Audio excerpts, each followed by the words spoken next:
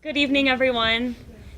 Welcome and thank you for turning out for this event. So this is the discussion event about the Hijab Day Challenge. So just to update everybody, we handed out about 90 hijabs between yesterday and today. And I think that we had probably, 70 or 80 people wearing them around campus today, which was great.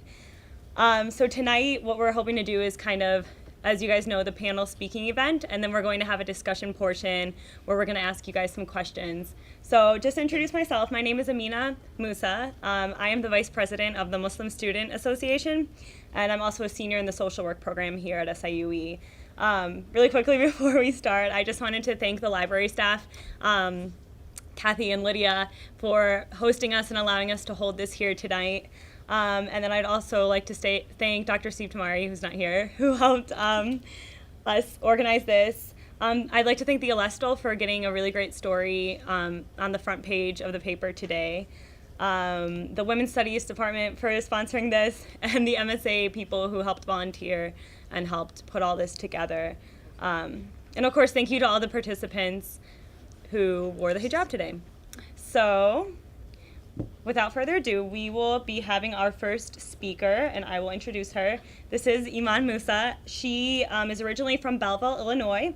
She completed her bachelor's degree at SIUE, where she studied psychology, and she was also the president of the Muslim Student Association at SIUE. She is now a PhD candidate at SIUE's clinical psych program, and she is focusing her research on minority mental health, Muslim identity, discrimination, and coping mechanisms. So, welcome Iman Musa. And she's also my sister. Thank you, Amina. I want to thank the organizers of this event for allowing me to come here. I'm so happy to be here talking to all of you. And I want to say to all of the participants who wore the hijab today, I think you're all so brave, and I think that it's such a wonderful thing that you're open to this kind of experience, and I'm just looking forward to hearing about it from you hopefully later today. So to begin with, Amina asked me to talk a little bit about the hijab, and I wasn't really sure where to get started. So I thought I would kind of just go back to the basics of it from a religious perspective. So why do Muslim women wear the hijab? Well, a lot of people would answer and say that it comes from the Quran. So the Quran is the holy book for Muslims. It's similar to the Bible for Christians. And something unique about the Quran is that we believe that it is the direct word of God that was revealed to Muhammad, and then Muhammad then preached it to the people. So when we read the Quran, we really do feel that it is God speaking to us. It's directly his words. So I just wanted to give that little bit of a background. Sorry if some of you may have already known this and I'm telling you things you already know. But I just wanted to kind of talk about the hijab from the perspective of the Quran and kind of go through those verses and then maybe get a little bit into my personal journey with it. Okay, so I began with this verse that's from the 7th chapter of the Quran. It says, "O you children of Adam, we have sent down to you clothing to cover yourselves as well as to be an adornment to you. But the clothing of righteousness, that is the best. Such are among the signs of God that they may remember." So just a note, Allah is the word that Muslims use for God. It's the Arabic word of how we refer to the one God. So that's kind of interchangeable. So I may be saying that interchangeably. So just to give a little bit of context on this verse, not to go too off topic, but this chapter actually is discussing the story of Adam and Eve, which a lot of people are probably familiar with. Basically, Adam and Eve are created. They're living in the garden. There's a tree of forbidden fruit. They're not supposed to eat from it. Satan tempts them. They eat from the tree.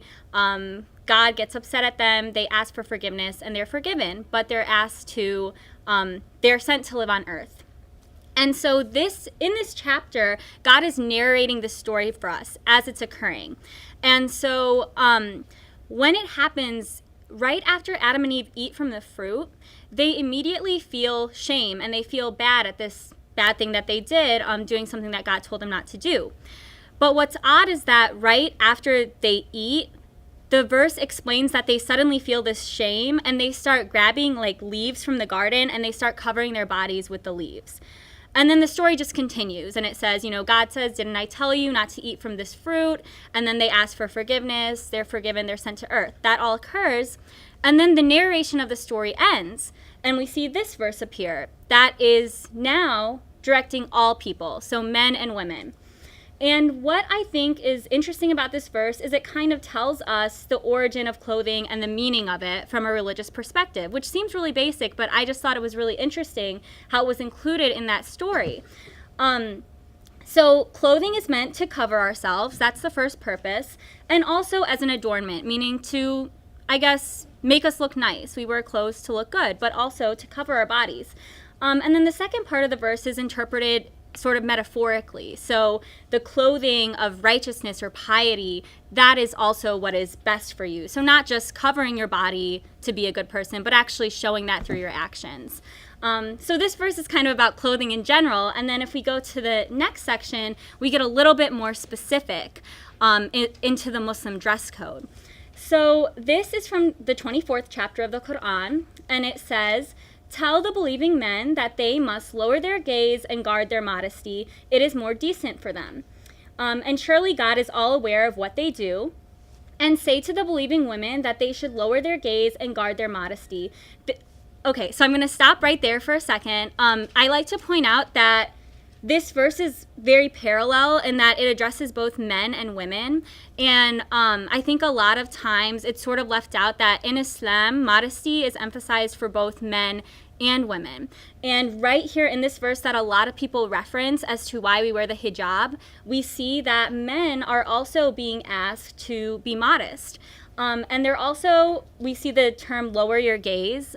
So that's not really used very commonly in English. But what it's getting at is it's telling men as well as women, when you look at each other, don't look in a lustful way. Like, don't basically check people out in like a really lustful way when you're looking at each other. So it's like a parallel relationship that cover your body, but then when you're looking at others, respect their modesty as well.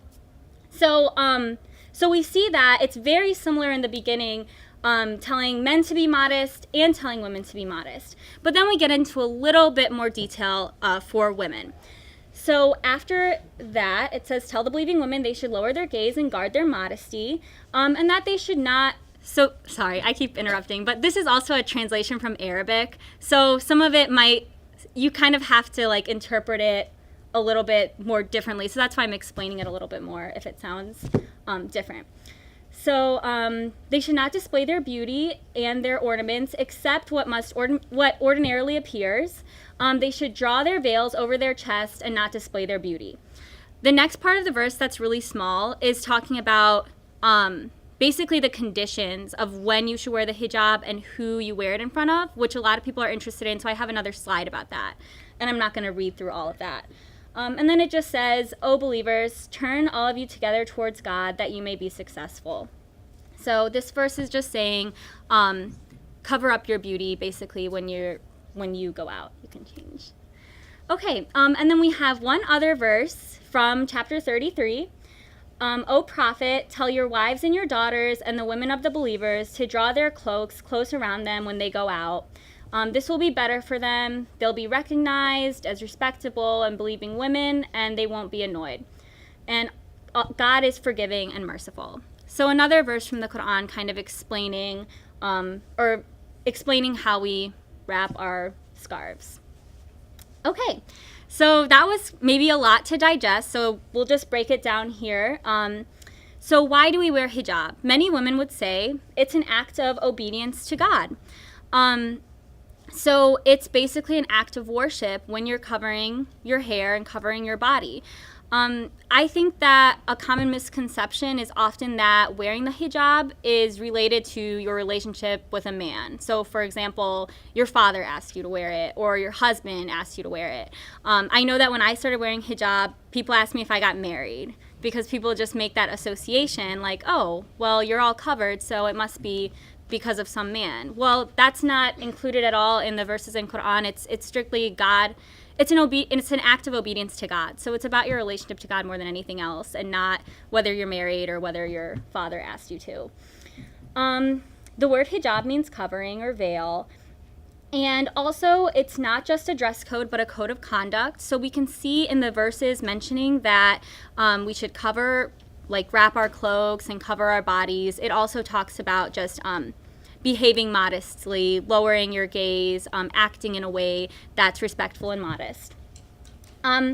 Protection of faith. So I think a really cool part about hijab is that when I get dressed in the morning every day, or when I'm out wearing this, it's always a reminder of my faith. It's a reminder that I'm Muslim, and it's just like a constant connection of God. It's almost like you're always in an act of worship when you're out and you're covering your body, because you know you're doing it for God. And also, another really great part of hijab is that it de-emphasizes looks as a measure of your self-worth. So I think this might be a good part to talk a little bit about when I started wearing hijab and why I started wearing it. So I grew up in a Muslim household. My parents are originally from Palestine, so I grew up with Muslim values. And a lot of members of my extended family wore the hijab, but it wasn't ever something strongly emphasized for me to wear. My mom never wore it, and my sisters didn't wear it. But I guess just when I got to college, I just kind of started to learn more about my religion and learn more just about myself. Kind of that whole idea of you go to college, you find yourself, you find, what you believe in. And something that I think was really important to me about wearing the hijab is that it helped me to be a lot less superficial and focused on my looks. I think that when I started wearing it, I realized that how much I kind of relied on the way that I looked when I'm making an impression on others. I always kind of tried to blend in when I was in high school, and that was always easy for me. But suddenly, you're wearing this article of clothing on your head that many people view as a sign of oppression, which is obviously something very negative. And so you never realize that has an effect on people. And so it kind of just made me start thinking about the impression I'm making on others. And made me want to show people who I really was. So show people my personality, my intellect, my character. So when you're covering your body, it really does kind of help you to really let those other parts of you shine. So it really is freeing and empowering in that manner. And also just realizing that by wearing the scarf, as overwhelming as it kind of seems, I am representing my religion when I wear it. So I know that when I interact with people, they know that I'm Muslim for the most part. And I might be the only Muslim they've ever met. And so the way that I act towards them, that's going to stick in their heads is the way that Muslims behave. We're all human. We all kind of categorize people in that way. And so it just made me a little bit more aware of how I treat people. And it made me it gave me that extra push to be always polite and kind and patient with others. And so I just think that it's helped me improve my character in so many ways. And so those are just some personal things that I get out of it. So let's just continue and see what else I have in here. Okay, so just some other information about the hijab. So you wear it in front of men who are of age, meaning you don't have to wear it in front of young boys. You don't have to wear it in front of your father, father-in-law, grandfather, brother, husband, your son, son-in-laws, stepsons, uncles, or nephews. So to kind of make a long story short, you don't really have to wear it in front of your family, your close family, because those aren't men who are kind of going to be looking at your body in a weird way anyway. Those are your family. So a lot of questions that I get is, do you have to wear it at home? When can you take it off? So basically, if you're at home with your family, you're not wearing it. If you're just at a girlfriend's house and it's all girls, you're not really wearing it. So it's mainly covering up in front of other men that are not related to you. Just other things about it. It's not just about your headscarf. It's about being modest in general. So trying to wear loose clothing that's not really form-fitting to your body. Again, de-emphasizing that physical form of your body. Not see-through. And I know that in the verse it states that you should cover your beauty except what's apparent. So people have interpreted that in a lot of different ways, but the most universally accepted way is that you can show your hands and your face. And then the last point is not anything too flashy. I guess if you're trying to de-emphasize the way that you look, wearing something really sparkly or flashy might, kind of take away from that. So let's see what else I have in here. Oh, I forgot I included this. So I just put up this comic. I've seen it a lot, and I think that it just it makes a point of cultural relativity a little bit, that people automatically look at women who cover and assume this oppression, whereas I think that in a lot of cultures, there's an overemphasis on women's bodies, and it's present in our culture, it's present in Middle Eastern cultures, it just kind of manifests itself in a different way. But do you want to read it so people? Oh, sure. So sorry. So the woman in the bikini is saying everything covered but her eyes. What a cruel male-dominated culture. And then the woman in this full burqa is saying nothing covered but her eyes. What a cruel male-dominated culture. So a lot of women who cover their bodies, like Muslim women, feel that we are empowered because we're in control of how much of our bodies that we show to people. So it's empowering to say, like, I have the choice to cover my body. I don't want to show my body. I don't want you to see me in that way. And so just to kind of show a different perspective, that hijab is something that for a lot of women is empowering spiritually and just in like so many ways. And I think I have one more slide. So I kind of covered this earlier, but men are also asked to be modest, and there are certain things that men are also asked not to do. They're asked not to wear tight clothes, silk or gold, just also as a part of modesty. So again, there is that like equal relationship that we're both asked to be modest. And then I just have some pictures showing that hijab is worn in like a lot of different ways around the world. So there's not just one way to wear it.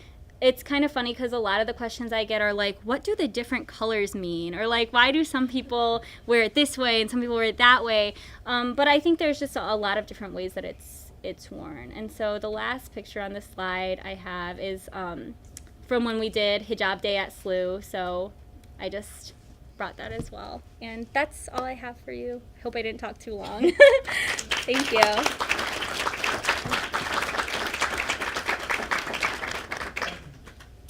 All right. Thank you. And now I would like to introduce Dr. Saba Fatima. Dr. Fatima is, I'm so sorry.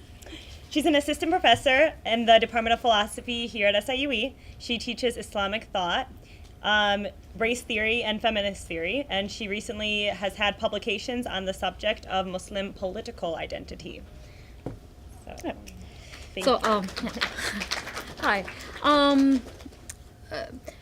I will be going rather fast.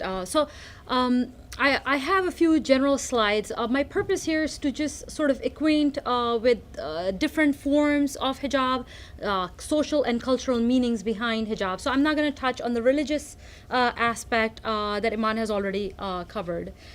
So the first, I just wanted to differentiate between the forms of covering that people do have, the burqa, the niqab, the hijab, and the chadar. And again, different countries have different forms altogether. Yeah, you can go ahead. So this is the burqa, very common in Saudi Arabia, a lot of Arab countries in general. And then the shuttlecock one, the blue one, very common in Afghanistan. We call it the shuttlecock because, that's what you play shuttlecock with. It's like a tent that just goes from the head. And then, those American women up top in niqab, also very common in Saudi Arabia, but I've seen quite a bit of that in the United States as well. The chadar is what I have grown up with, being Pakistani, also worn in Iran. And it's just a loose sheet that you sort of just drape over yourself. It is not the American version of hijab that you all are trying out today, which I think is so wonderful that you guys did that. That is really, really amazing. But this is more of a loose covering to just sort of protect, again, your modesty or the heat. I don't know why that is empty. Oh, okay. Yeah, you can just flip through. And then again, different forms of hijab in different countries, worn very, very, so Indonesia, parts of Africa, United States. And here in United States has become, Islam has taken on its own cultural meaning. So Islam has its own American version. Muslim Americans are very proud to be Americans and Muslim. It's not a kids who have grown up here. To them, this is not an identity clash in any way. So they embrace the hijab as an American version of the hijab, as their own meaning that they ascribe to that clothing, as opposed to sort of importing it from a Saudi version or a Pakistani version or an Irani version. And then the other form of headgear worn by many other Muslim women is hair. And then, so a lot of Muslim women also have, just no hijab or no chador or no burqa, and walk around amongst us all the time undetected. So there are several perceptions that we have of people who do cover up, or who are Muslim women in general, and I'll just go through each of them. So the first one is oppressed, and this is obviously the one that gets the most media coverage, and this is the sense that Muslim women are oppressed around the world, and that we need to save them. And so this is I don't know how many of you are that young or that old.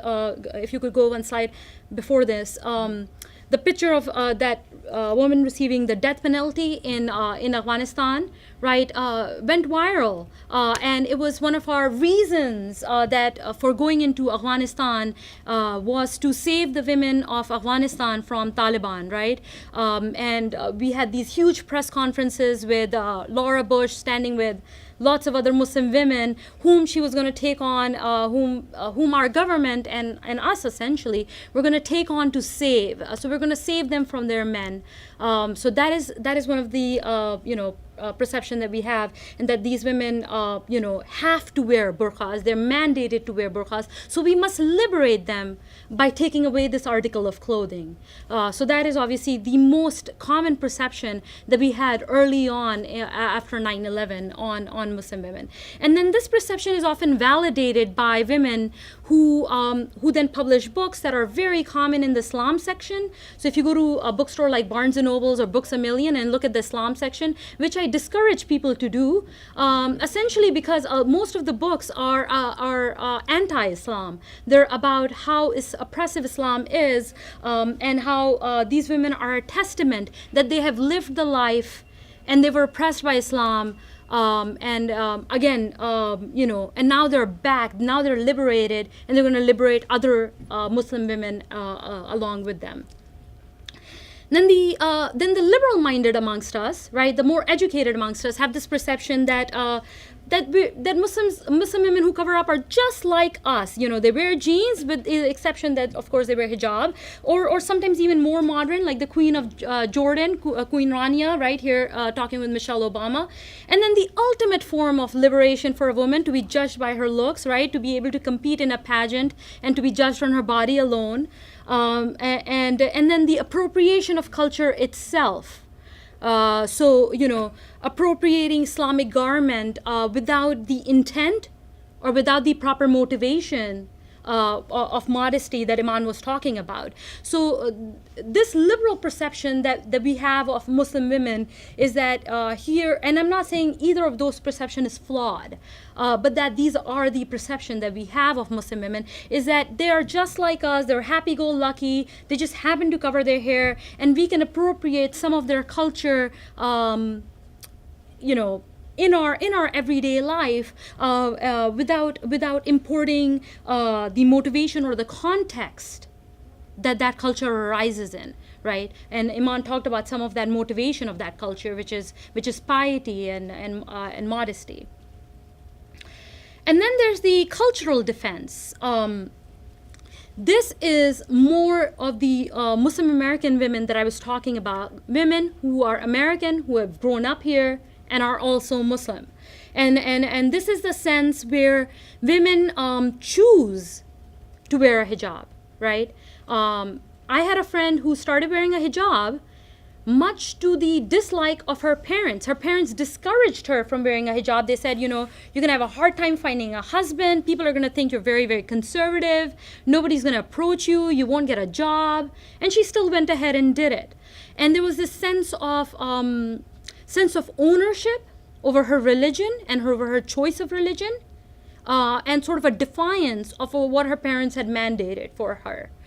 So this is more I see in the Western world, in Europe, even in Turkey, and definitely here in Canada, but not so much in the United States, because thankfully United States is not as Islamophobic as some parts of Europe and in some parts of Canada, where there was a backlash against mandating women not to wear the hijab, right, or spreading their oppressive ideology through society. And then much to what Iman said is that what is an empowered woman? And so a lot of these Muslim American women talk about this, that what does empowerment mean for women? To be objectified by the male gaze, right? To sort of live up to what the male gaze has for beauty, and to internalize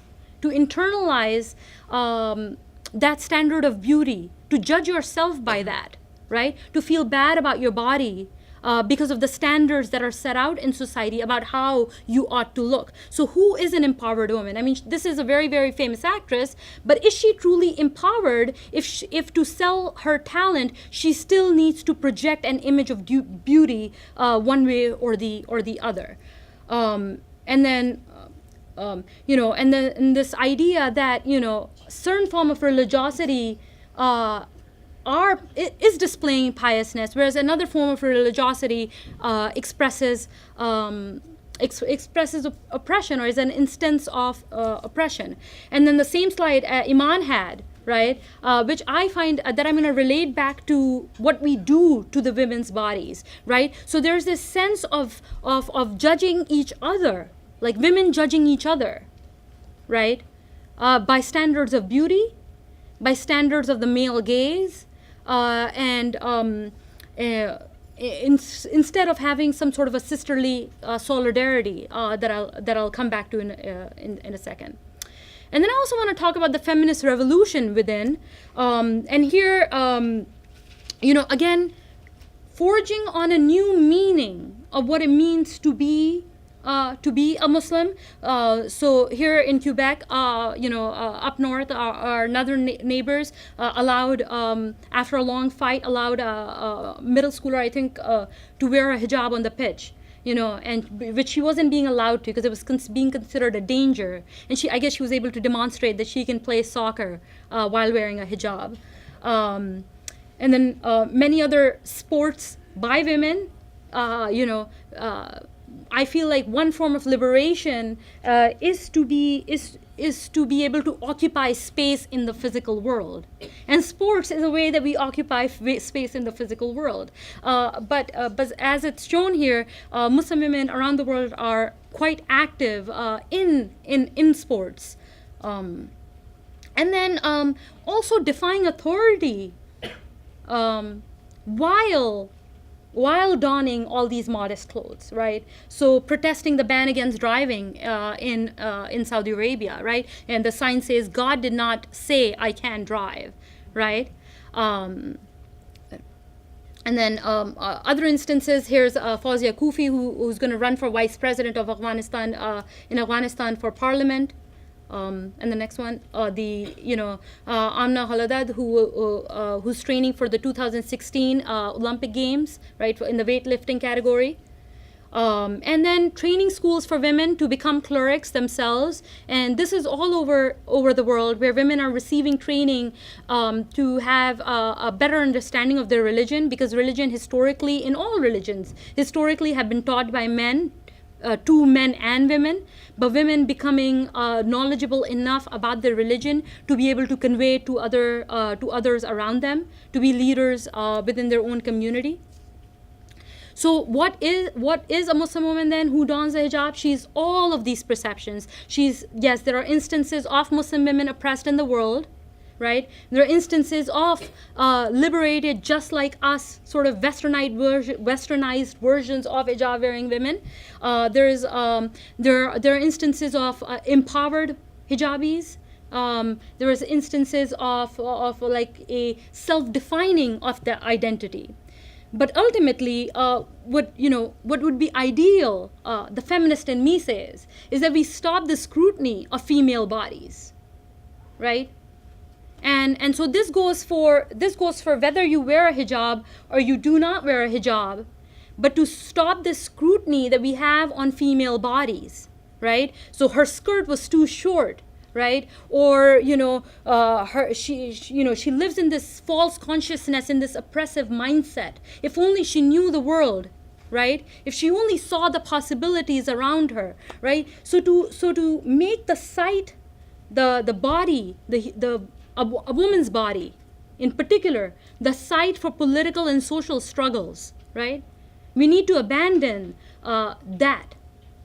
We need to abandon making women's bodies a site of political and social struggles, right? As opposed to where the alternative would be for women to decide for themselves how they want to define their identity, how they want to define their modesty, how they want to define their standards of beauty and aesthetics, and so on and so forth.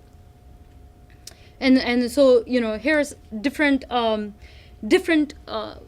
diversity of images in what it means to be a Muslim woman. Here's a Pakistani jet fighter, a Somali famine-struck country, in the middle of a famine, and a very privileged Saudi woman in a shopping mall. All instances of what it means to be, to have that diversity of images of what it means to be a Muslim woman. And so us Muslim women, we come in every shape and form. We are leaders. We are definitely subjects of bad policy often. We're business owners. We're often on the bottom rungs of society. We're often elite educated class, right? We're often survivors of domestic abuse and violence, and we're often champions of women's rights. And so to be able to embrace all these roles that women occupy in all these capacities. And here's some. The reason that I put in these images per se is that we are all for everybody deciding for themselves, right, what they want to do. And I think that's the great thing about America, that that Europe has tried to sort of regulate the clothing that women can wear, the Muslim women can wear. America is unique in this way in the Western world, that we do let people decide for themselves what kind of life they want to live. And I really feel privileged to be part of this society. But I did want to bring another form of diversity, and that's a form of diversity that Muslim women also occupy, which is that Muslim women who are at a multiplicity of access. Where we're Muslims, we might even be Americans, but we also recognize the larger bonds with Muslims everywhere. We recognize the larger bonds with the Ummah everywhere, right? So the connection between our Ummah, like a pan-Islamic sort of a community. So I included these pictures because here are pictures of international Muslim women who recognize themselves as Muslim, but they also recognize themselves as part of a social world where foreign policy gets enacted. And oftentimes the foreign policy may not be targeting women per se, but that foreign policy targets the ummah at large, right? The Islamic community at large. And so a recognition that Muslim women do not just exist in binary with Muslim men, or Muslim women do not just exist in binary with white feminists, right? Muslim women, just like all of us here, exist at a multiplicity of access, where we're women, we're Muslims, we have some sort of bonds with the Muslim world outside of us, right? With the larger community. We have diasporic affective ties with countries that we might have heritage tied to. And to recognize that ambiguity that we all occupy in our lives, right? And then lastly, but I wanted to show some Muslim leaders around the world who have been women, so Pakistan, Kosovo, Senegal, Kyrgyzstan, Indonesia, twice Bangladesh, and of course the Vice President of Iran. These are just some of the few Muslim women leaders that have been around the world. Unlike the country we belong to, where only 17% of the Congress is women, there are many Muslim countries around the world where the gender parity is much higher than 17% in the Congress. And then I just wanted to conclude with a picture of my daughter in Mecca from our pilgrimage, who I really wanted to come, but she said, "Mommy, I can't sit for that long quietly." Yeah. So thank you. Yeah. You guys mind taking questions? Yeah. You can moderate. Yeah. So right off the bat, if anyone has questions for him. If a non-Muslim woman who is wearing the hijab is cultural appropriation, then how appropriate is this event? Right. So I actually had a female faculty ask me that. Dr. Katildi, are you here? No? Okay, I don't know. Okay, she actually asked me that. She felt very strange about wearing the hijab precisely because of this reason. She said, is this cultural appropriation without context? And I did think about it. And I think this is not without context, precisely because we are having this panel, number one, but also because I actually went to the table and heard them, tell people what the purpose behind the hijab is, why we do it. And so the purpose here is not to be fashionable, or it's not to have, a scarf donned just as a symbol of, hey, I am culturally diverse. Rather, to say could be many multiple reasons why you guys are trying it out. Maybe it's to stand in solidarity. Perhaps it is to understand why Muslim women do it, or how we feel when we do it, how we feel when others look upon us when we do wear hijabs. So here there is definitely context, and the motivation is more well understood. And the purpose here then is to spread awareness, as opposed to like a fashion statement. So that gives me another question, because I have lots. But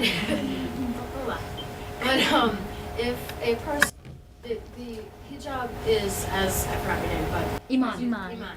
Said to feel closer to God. So would a non-Muslim woman who is trying to feel closer to God, would donning a hijab, is that sort of a sign of that? Or would that also be cultural appropriation because she is not Muslim and this is not her way? Do you want to take that? Should I? I think I can maybe better. So I think there are many reasons why people wear hijab. There's no one reason for wearing a hijab. I think that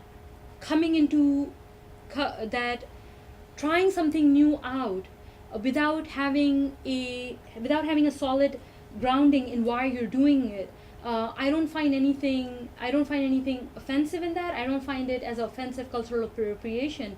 And I think I was telling Dr. Tamari earlier, I had a friend in graduate school who used to wear hijab from prior, but after 9/11, she wore it not only as a relationship to have a relationship with God, but also as a symbol of her Muslim identity, to show people that here I am, I am Muslim. But in context of a non-Muslim woman wearing it, to be closer to God, I don't find anything inappropriate about that, because again, one of the things that Iman talks about is that the idea is to take the focus off your body. That when I'm coming here, I don't need to worry about how many days I haven't washed my hair, but rather just that if I have my presentation up on my laptop and the laptop is charged or not, and I just want to rush here. So and that motivation, that practice can be there whether you're Muslim or not. And one other point that I wanted to bring up is that there's a scholar by my namesake, Sabah Mahmood, her name is. She talks about how hijab is not it can be a manifestation of your piety, but it is also a access to piety. It is also a route to gaining piety. So in the sense that you may start it off because you think it's a mandate by your religion or for whatever your reason is, as a political stand or as a solidarity with your sisters, but some of us, much like doing martial arts, right? You might do it to do self-defense, you might do it to reenact Bruce Lee or whatever not, but some of you, through practicing hijab or through practicing martial arts, right? Eventually the idea is that there's value, intrinsic value in doing the hijab in itself, that if some of us might realize, and that is the path, that is the relationship of God. That is the realization that, okay, I have a relationship with something spiritual that is beyond my body. You transcend your body. Yes. The focus right now is on Islam, but the hijab is throughout all Abrahamic religions. And I think that's something that the panel needs to discuss tonight. You have one picture of a nun in her habit, but that's a hijab. The Quakers constantly cover their hair, the women cover their hair. That's the hijab. It goes back to the Islam, to the Abrahamic religions. So it's not just an Islamic thing. And that needs to be brought out. Oh, most definitely. I mean, Bring us all together. right. In Pakistan, most churches, women wear chadar of some kind. When they go inside a church, they wear a chadar. They may not wear a chadar outside, but when they go inside a church, they wear a chadar as a sign of respect. Same in Spain. Kind of just going off of that factor, I come from a very traditional Italian family, and it's very Italian, Roman Catholic, my whole family basically. And even though that it, kind of like what you were saying, from that kind of a unifying thing, I cannot think of one single time that any female in my family went to church without something on her head. Even, I mean, there was a situation where we were traveling and I was out with my grandma, and we had to go to a church that wasn't our own. She didn't have her traditional, I don't even know what to call it. I kind of thought of it like a hanky on her head. But she didn't have that with her, but she felt like she had to have something on her head. So she got a napkin.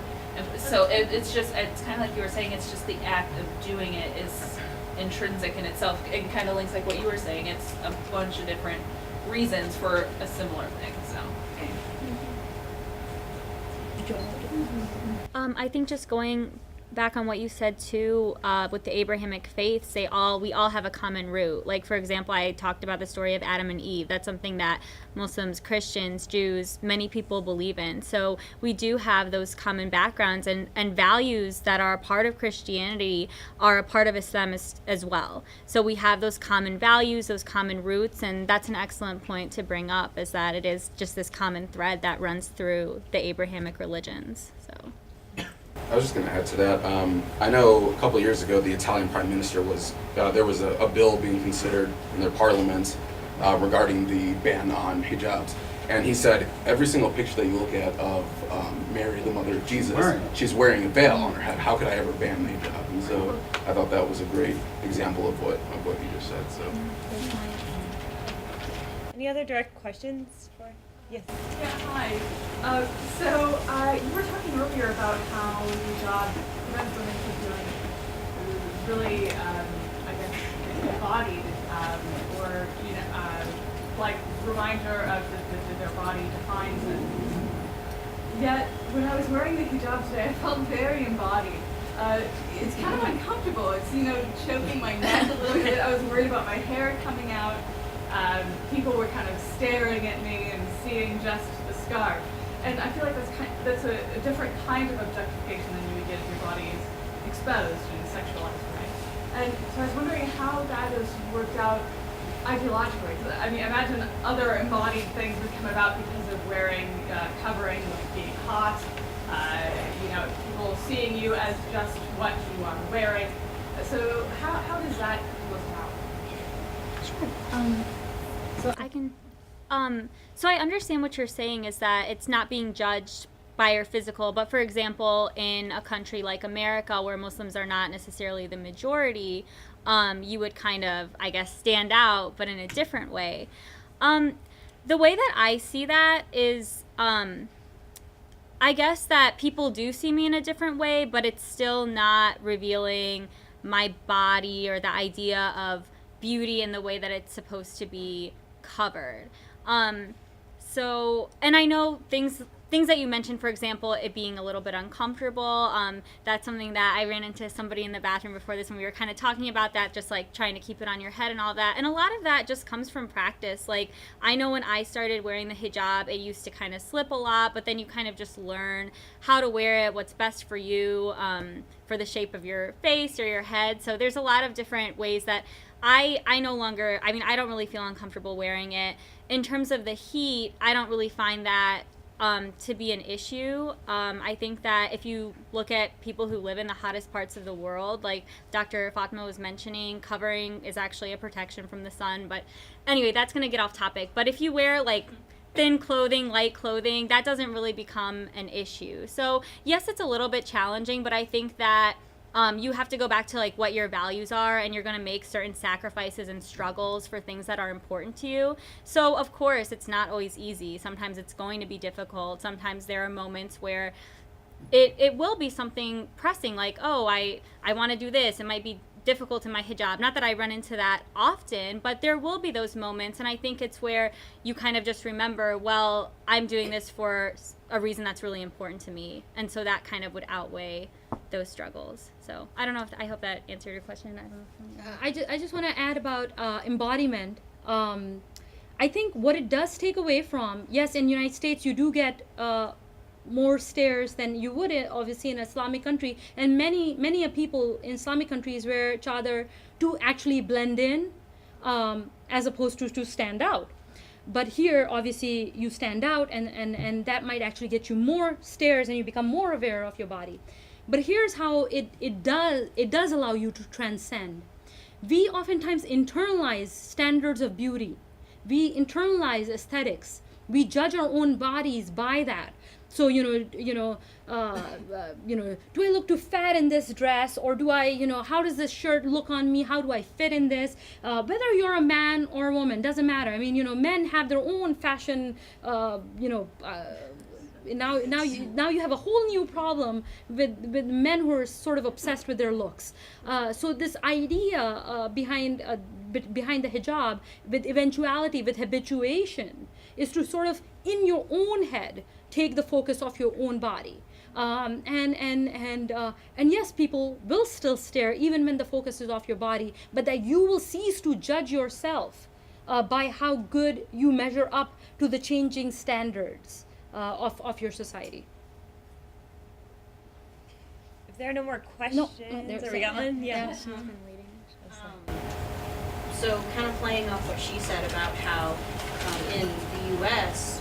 Muslims are a minority religion, and so they will stand out, because it's very obvious that you all are Muslim. And so I guess I'm just wondering, and there is stigma that goes with that, because I've met quite a few people who have bought into the media frenzy of all Muslims are evil and they're all terrorists and they're all horrible, and I just want to scream at them like, no, you've probably never met a Muslim, you don't know. But anyways, sorry, getting off topic. I'm wondering, do you think the stigma of, Muslim women are oppressed and Muslim men are tyrannical, do you think that will start to fade as all of the chaos in the Middle East starts to die down, and as terrorist groups like Al-Qaeda start to fade away? Do you think that will become less and less, or do you think that will just stick around? So that's a. I mean, I don't foresee. I don't foresee things changing around the world drastically poverty, foreign policy, how our foreign policy is enacted in different countries. None of that is going to change overnight. I mean, we as a country have a trajectory in our foreign policy, and no matter who's the president, Republican or Democrat, we follow that trajectory. So I don't foresee that changing. What I do foresee changing is how Islam is defined as the other, because I see, I mean, just by the way, as trivia, the largest percentage of Muslims in United States are actually African Americans, and there are many Hispanic / Latino Muslims in United States. Right? They're the largest percentage-wise. Muslim Americans are the most ethnically diverse, racially diverse religious group in United States are Muslim Americans, and the majority of Muslims in the United States are African Americans, who have been in this country for centuries. In fact, the first one of the first mentions of Islam, as somebody who's inhabited here, is by a slave. And he in his writing, he's a scholar, and he's writing about Allah. In his writing, I actually went to a museum of African American history. It was a touring museum last year, and they had framed his writing about Allah. So what I do see changing then is the face of Islam in America, not because the world is outside is going to become drastically different, or our attitude towards those countries is going to change drastically either. It's not. But what is going to change is that Muslim Americans who grow up here, African Americans and Hispanic Americans who are Muslims, and then also the immigrant population, the second generation and the third generations of these immigrant population, people like my daughters, people like you guys, the students who've grown up here, who have been here all your lives, they are the new face of Islam. They are the new face of what it means to be Muslim in America, because they are defining Islam in a whole new way. They will interact with their communities. We already have Muslim Americans in government, in internships, in Congress offices, in the staff of people in office. So Muslims are already active in politics. They are active as parts of their communities. They adopt highways, and they go to schools, and they do projects for their community. So that is what is going to change people's perceptions, hopefully. And yes, some of that responsibility lies on Muslim Americans, but also some of that responsibility lies on part of us as Americans, as a people, to learn more, to find out who are our brothers and sisters in this very community, not some outside world, not some outside country. That can be a project for another day, but just who are our neighbors right now. Yes, Dr. Shamar. So I have just a little example of that, actually, and not only is the face of Islam in America changing, but I think in little ways maybe America is changing because of Islam. And so something really interesting happened here at SIU recently. We have a women's only swimming time on Saturdays. I can't remember the time. I mean, I think you were. Yeah, I think it's 3 to 5 p.m. Which Yeah. I think is pretty amazing. And that's open to all women, right? Yes. But that's like how it's I don't know, the dynamic, right? I mean that was an initiative of Muslim women, and maybe it'll become a part of the schedule at the the Student Fitness Center from now on. Yeah. So it goes, works both ways.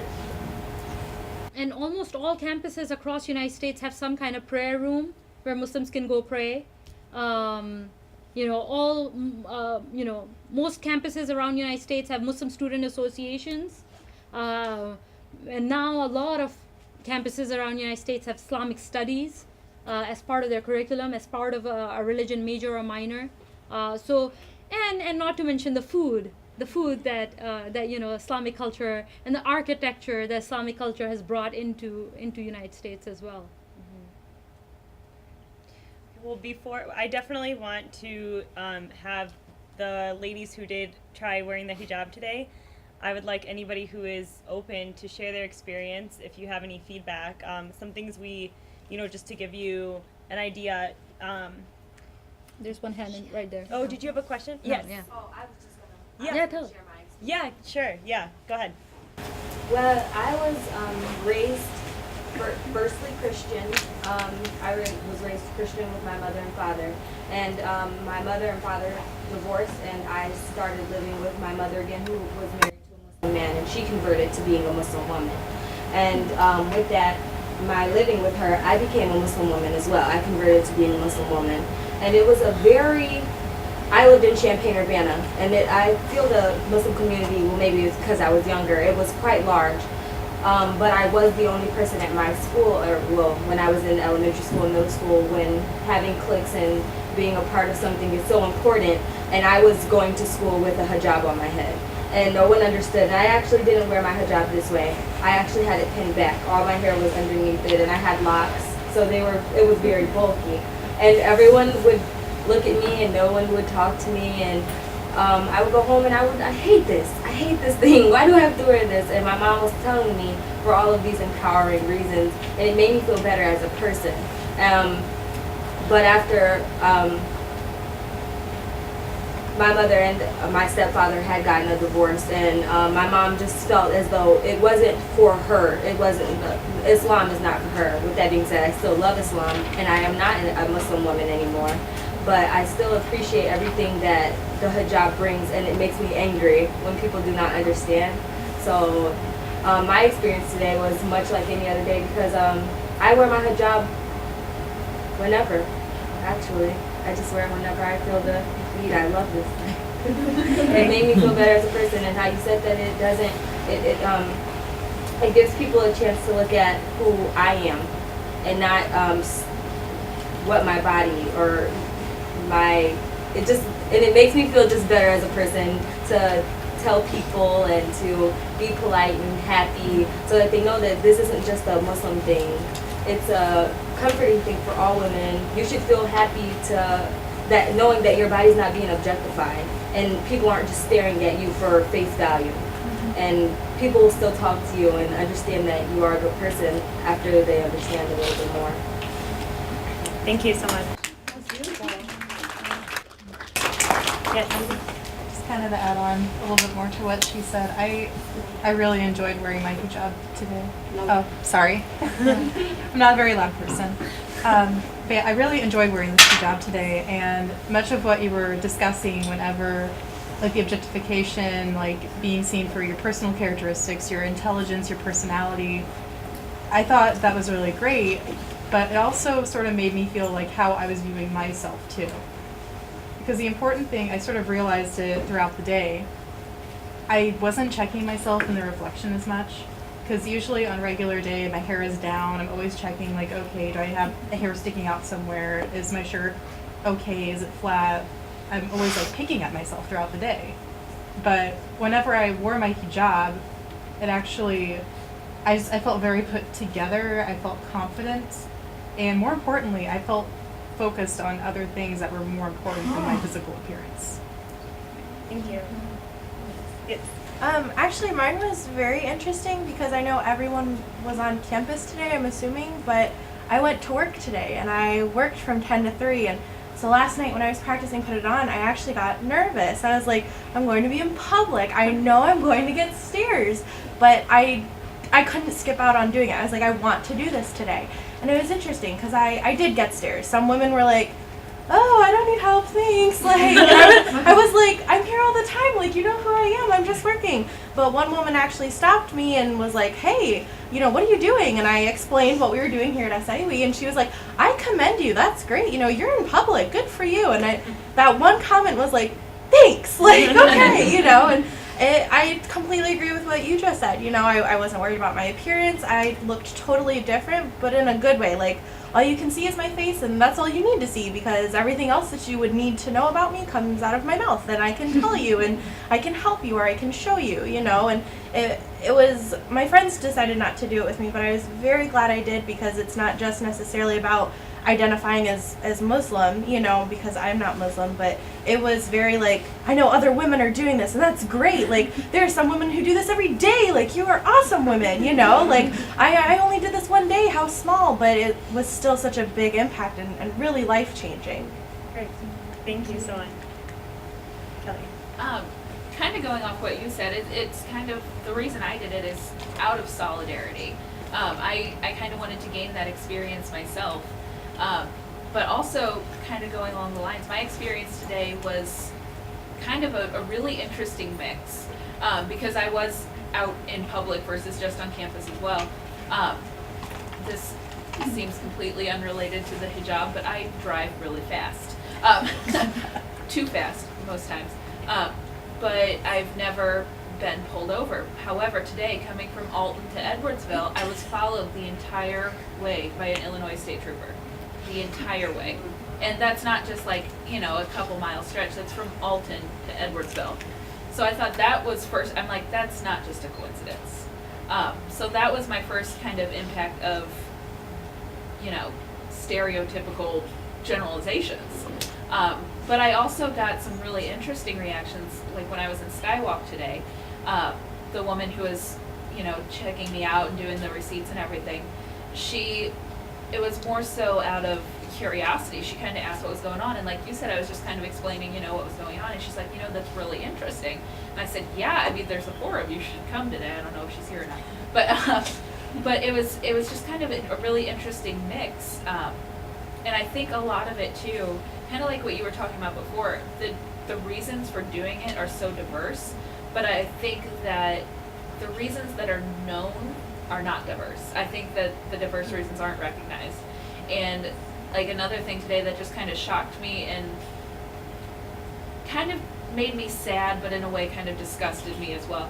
I was walking in Founders Hall, and someone on the phone, like someone had opened the door for me, and I just said thank you out of being polite, and then someone on the phone talking to someone else said, she speaks so well for being foreign. And I know, it shocked me. Exactly. Like, but it kind of surprised me because, for one, they obviously don't know me. I don't know this person from Adam. I've never seen him in my life, never, you know. And it's kind of like what you were saying. There are women who wear this every day, and I think I kind of appreciate, I'm not saying that I know how everyone feels, but I appreciate that it's I don't know, it's empowering to me. It's the strength that it takes to wear this every day, knowing that's going to happen. And that's, I see it more now. Like, I understood before just because out of curiosity I did some research myself.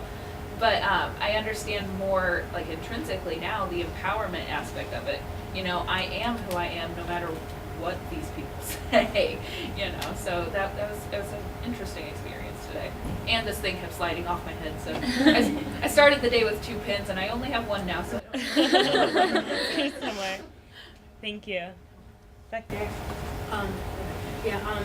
I actually didn't do it for the entire day because last night I spent the night with a friend, and so I accidentally left it at home. And so I had to go home to get it. But, so I have sort of like the day with it and the day without it. So I have like both halves. But in the first part of the day, like, someone over there said, I forget where, like, I constantly sort of like pick at myself.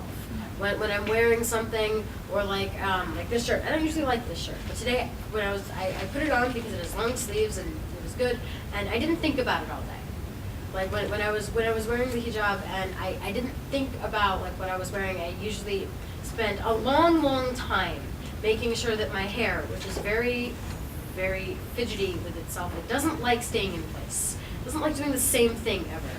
And so like today, I didn't have to worry about that at all. I just sort of felt myself being like more focused on what was happening, not just like with my appearance and how I appeared to other people, but like sort of focusing on more of my words. Like instead of saying like, oh, do I look a little crazy when I'm saying this because I get very intense sometimes, I said like, what are you saying? Focus on what you're saying and not how you're saying it. And like, but during the first half of the day, I felt that I sort of felt being looked at more in the second half of the day, because in the first half of the day it mattered to me more than in the second half. So like I thought that during the first half of the day, I was just sort of wandering around, and I felt more unbalanced because I was focusing so much on like, oh, am I coming across right? Is this what they're hearing the same as what I'm trying to say? And in the second half of the day, I was just like, what am I trying to say? So I thought that was a cool distinction. Yes. Thank you. Yeah. Sorry. Like many of the women here, and like I mentioned in the bathroom, it was very surprising this morning when I put it on. I looked in the mirror and how empowering it felt to just see your face and go, wow, this is what I have to present today, just me, you know. And I happened to see on Facebook, and you do find it on Facebook, the Hijab challenge for the day thing, that they took my picture yesterday when I tried it on, and there I am. Typically you hate yourself when your picture is taken, and I looked at it and I went, wow, that's me. You know, I was okay with that. So, you know, I agree with a lot of women what they're saying, but what I want to say is thank you for inviting us to do this today. Thank you. It's been a great thing to do, and I really appreciate the invitation because we all have questions, have had questions about this, and, you know, we may see one or two of you, but don't have the time or the opportunity to ask some of these questions that have been answered today. So I appreciate Well, it's socially the invitation. acceptable to ask questions too. Like in different situations, it might be uncomfortable to ask questions to anyone about something so intrinsic as a religion or a headscarf or whatnot. But I agree. I think I like this. So thank you for the invitation. And thank you for participating. We'll take a couple more, I guess. Can I say? Yeah. Okay, obviously I thank you. didn't have my head covered today, so I can't speak to that. But I would like to say thank you also because I was walking through the muck this afternoon, and normally when I see someone wearing a hijab, I immediately think, oh, they're a Muslim person, that's cool. And then as I'm walking through, I see like 10 girls with their heads covered, and I think, I don't know. I mean, like, that's not an identifying factor of who they are. Right. It's a part of them, but it's not who they are. And so that was really cool to me to think, like, you know, cool, but at the same time, I was frustrated with myself that that's always been something that like comes to the forefront of my mind when I see a Muslim woman. And so that was really neat to me to think like, there's so much more to being a Muslim woman than wearing a head covering. First. Exactly, yeah. So I thought that was really cool, and just like great job on that. I think you guys brought a lot of awareness that wasn't here before. So cool job. I do want to focus back on, actually, it relates back to your comment, as she speaks really well, right? For being foreign. And I think, you know, before you were asking about how it's going to change, I think that's gonna change with time a lot. Because I also had a friend who was a convert, and her name was Catherine, and when she learned, oh, when you convert to Islam, you don't need to change your name. She's like, wow, okay, wonderful. Because I guess she was under the perception that she might need to even also change her name. So, yeah, she said that, you know, and I did my graduate program at a very small town, like smaller than Edwardsville, more dead, you know. Well, it's Binghamton, upstate New York, and it was dependent on one factory, and the factory moved out, and the jobs died with it. So it's not like there's anything wrong with the town, it's just the economy. It was a very, very dead town. But she had grown up all her life in Binghamton, New York, and she would get these kinds of shouts all the time, and she would be driving her kids back and forth. She converted when she was 16, but she would get all these kinds of shouts all the time. Go back to where you came from. And she'd be like, where? My home? My parking lot? Like, I don't know where you want me to go. Like, so I think that will change, that who are Muslim Americans, the demographic itself will change, because Caucasians, African Americans, Hispanic Americans, and then of course the immigrant populations from the Arab and South Asian world, but that perception will eventually hopefully improve. I wanted to grab one more, yeah. So today I decided to do the hijab challenge because one of my core beliefs and values is before you make a judgment on whatever, on a person, on a topic, on something, you should try and see it from all perspectives. Right.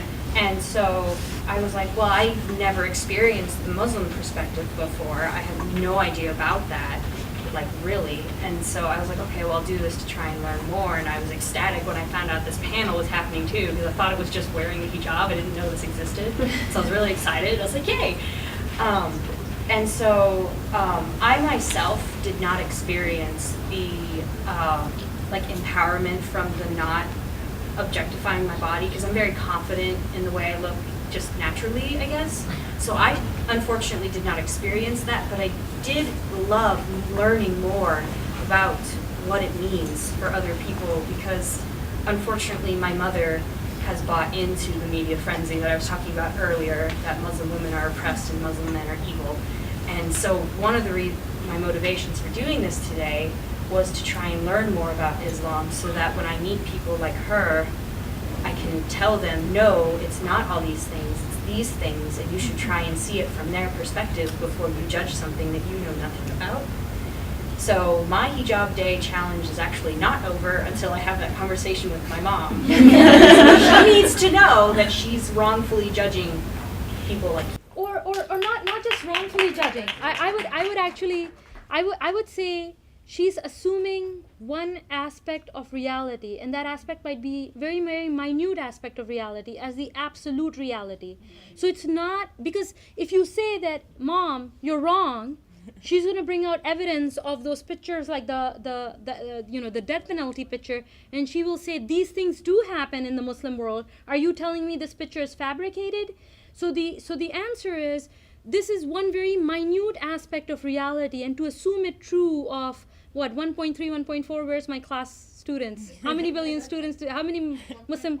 1.4 billion Muslims around the world, to assume that minute aspect of reality as the absolute reality of Muslims. That is what is, much like if somebody asked you to explain what Christianity is, in a room where nobody has any idea what Christianity is, you don't know where to start, because there's just so many denominations within Christianity, and they might have only seen that one minute aspect, and they just want to talk about that one minute aspect of Christianity, and you want to talk about the general sense. So to recognize that there is multiple realities that exist simultaneously, none of them being false, but none of them being absolute either. No, Orange, and then Kelly.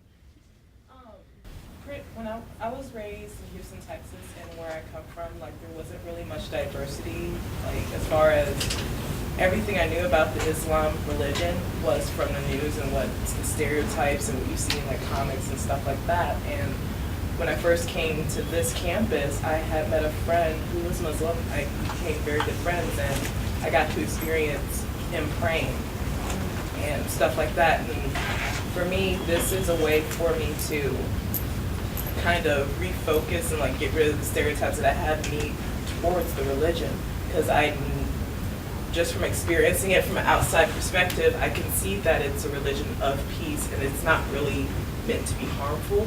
Like, it's just like different aspects, like how African Americans, not all African Americans are violent, there just happen to be gangs. Same thing with the Muslim religion, there just happens to be radicals. That's in Christianity too. Exactly. That's what I was going to say. It's like judging all of Christianity by the Westboro Baptist Church. Yeah. Right. Right. So it's kind of a more generalized idea. But that's right. Right, and as far as like, it was like I was sitting here wondering if I should actually say I felt more empowered, and I didn't feel so self-conscious until you mentioned it, that it really took the pressure off me mentally, because I'm always worried about if my afro is like lopsided or flat in the back, right, or if like my boobs are falling out too much kind of thing, just because of I'm been defined on what is considered to be appropriate for a woman to wear in America. Mm-hmm. And just this alone kind of just took that, like, just, it was not even in my mind. And I can actually focus on things today and actually have conversations today, instead of having that little thing, I wonder if I'm coming off stupid, I wonder if, just the what ifs, what ifs. And it was just a great experience, and I'm grateful you guys did it, because focusing on your voice. Exactly. Thank you so much. Greg. Oh, yeah. I just wanted to say that I appreciate this event tonight. You know, I've learned a lot from this. You know, I'm one of those guys that I like learning, and every day I'm growing, and I want to be more open-minded. This really helped me to open my mind. I learned a lot. I didn't know that there were different kinds of, you know, coverings. You know, I remember this past Sunday I was working, and I came across a young woman from Saudi Arabia, and she was wearing a hijab. And she was, and I saw her, and I asked her, "Ma'am, where are you from?" She told me Saudi Arabia. But before that, I was thinking to myself, it's a shame, that she has to be oppressed like that. It almost made me sick. But after tonight, I realized maybe she was wearing that because, her relationship with God. Maybe she was wearing that because, of her beauty, and so just being here tonight, was really warming, and I really appreciate it. So I hope that, we can continue doing things like this because it helps a lot of us, it truly helped me. So, and also I want to thank, all the women here today who are wearing these. It takes a lot of courage. It's almost, I'm a Christian myself, and, a lot of us talk about persecution. And I see this here, this is strong. This is powerful. And so I give thanks and I give credit to all you who are doing this today, because this means a lot. When I saw this, I'm like, this must be a movement. That was the idea. This tells us this is a change in this country, and I appreciate it. I truly appreciate it. So thank you so much. Thank you.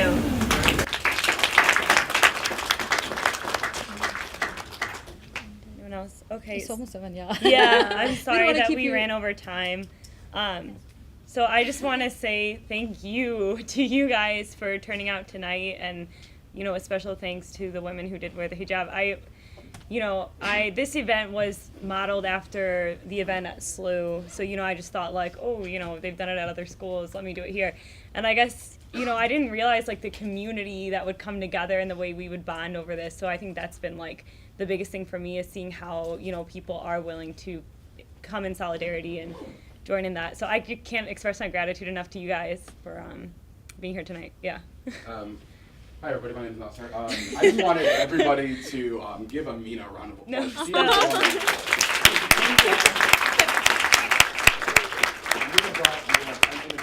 She really brought it to campus, did a lot of the work for it. She was pushing me last 5 weeks in a row, nonstop, 3 in the morning. You get a text from me. I didn't turn off the flyer yet. So, last night. So really, thank you, Amina, and thank Thank you you. for the panelists. It was really her pushing this event. yes. And, thank you all for participating. Yeah, So- special thank you, and thanks, Nasser. And special thanks to Saba and Iman for turning out tonight and putting together awesome speeches. So another round of applause. Yeah, and I think with that, we will close off for the evening. Thank you guys again so much for coming, and enjoy the rest of your night.